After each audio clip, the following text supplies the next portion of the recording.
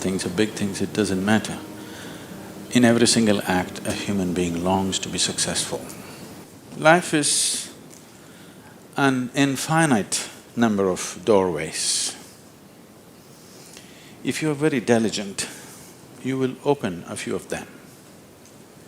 If you're brilliant, you'll open many of them.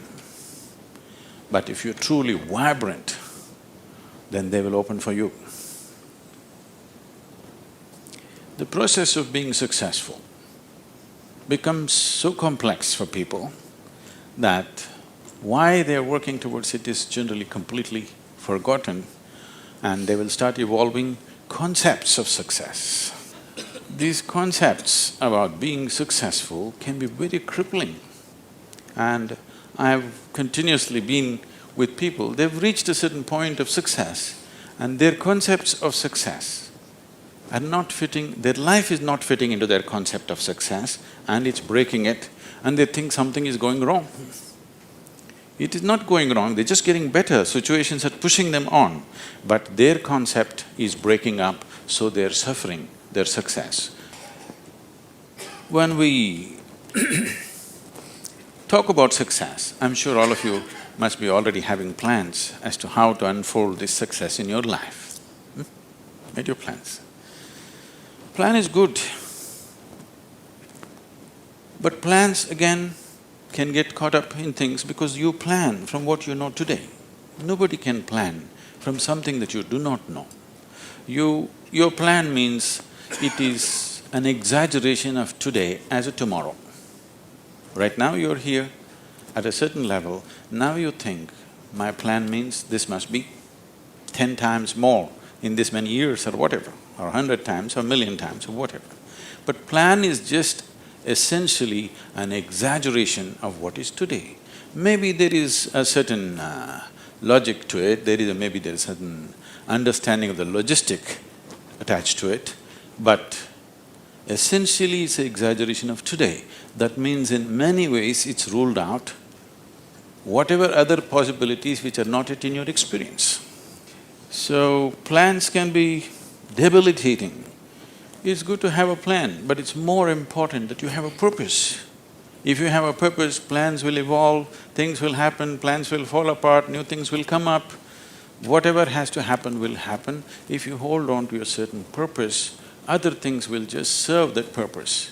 But if you are very committed to a plan as such, then plan can become a blueprint for restriction. It is also a possibility.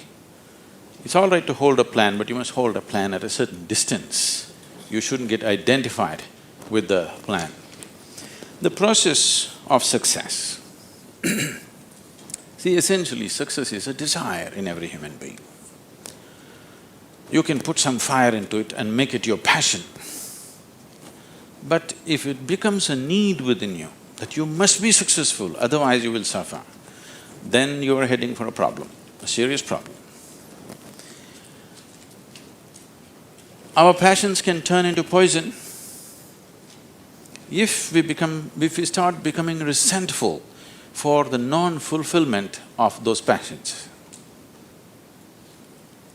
When I say turning into poison, today there's substantial medical and scientific evidence to show that if you become resentful, when you resent something, when you're angry with something, when you're frustrated with something, we can medically today check, we can do a little bit of blood work and show you're actually putting poison into your system. These are poisons that you drink and you hope somebody else will die.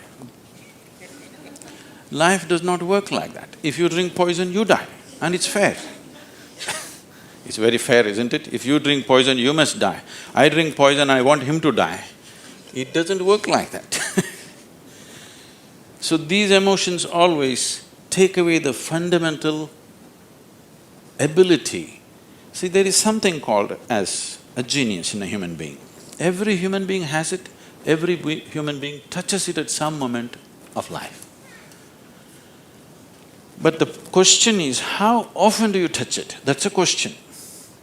You sparked once in your lifetime, that's not good enough. You must be sparking all the time, isn't it? What is genius?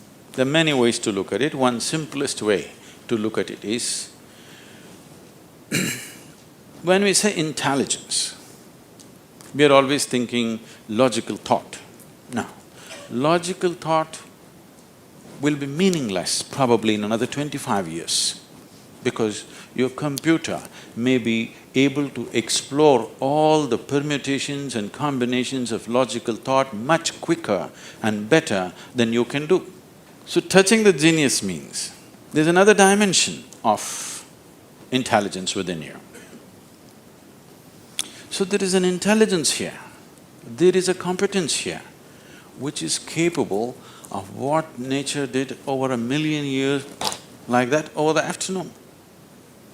Only thing is, this is an unconscious state of intelligence. Whatever is unconscious, if the necessary striving is there, you can make it into your conscious process. In your conscious process, if this intelligence, even a drop of this intelligence is available to you, suddenly life will spark like it's a magic. What everybody slogs for, you can just simply do it. Now when I say intelligence, always people would think this. If you say intelligence and ask them to show in sign language, they'll also always say this, isn't it? They'll not say this or this or this or this, but one cell in your body is doing more activity than your brain could ever do. One molecule of DNA is doing so many millions of functions in a minute that you can never ever figure it out. Yes or no? So in yoga, in the yogic systems, in the yogic sciences, we never look at anything as mind. There's no such thing as mind.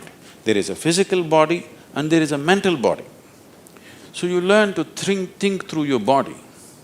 You know, it's a short session, it's not an area that we should enter right now, but I have to tell you this. There are many things personally that I do at the same time.